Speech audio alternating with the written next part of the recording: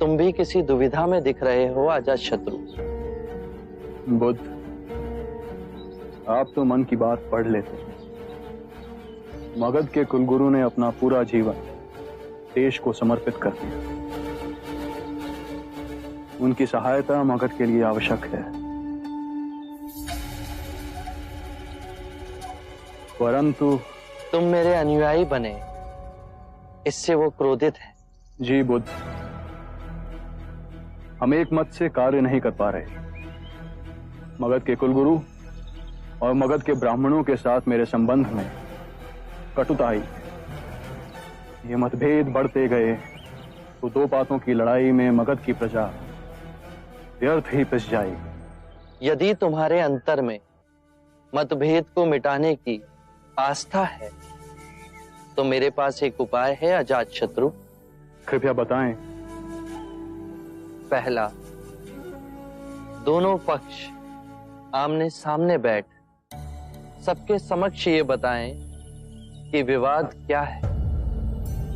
दूसरा, याद करें जब द्वंद्व उठा तो शुरू कहां से हुआ था, और दोनों ही पक्ष ध्यान में जाओ उन बातों को याद करें और फिर शांति से एक दूसरे को सुनाएं।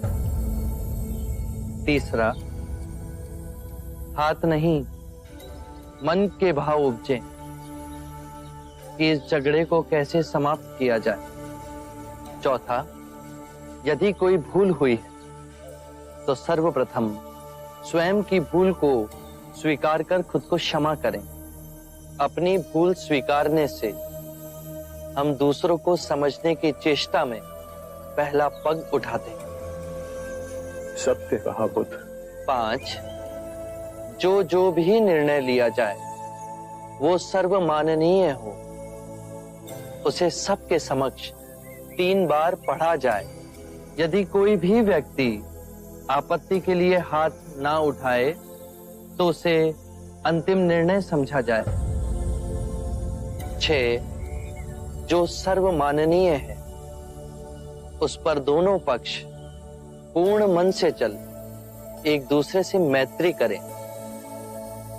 7वां, जब हमारे कपिलवस्तु में किसानों में झगड़ा होता है तो उनमें जो सबसे वृद्ध किसान है, जिसका सब सम्मान करते हैं, आदर करते हैं, वो कहता है शत्रुता समाप्त करो, मिट्टी डालो, पुआल डालो।